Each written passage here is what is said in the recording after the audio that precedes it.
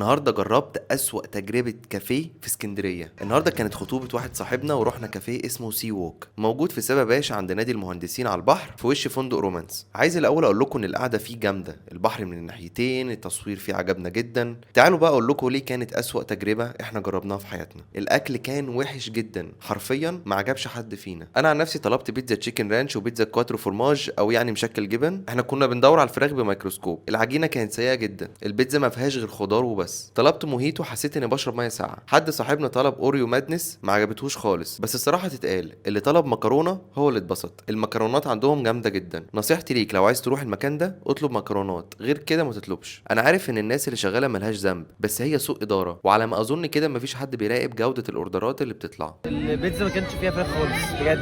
وكان فيها ايه؟ كان خضار. خضار بس؟ حرفيا بجد خضار. خضار بس؟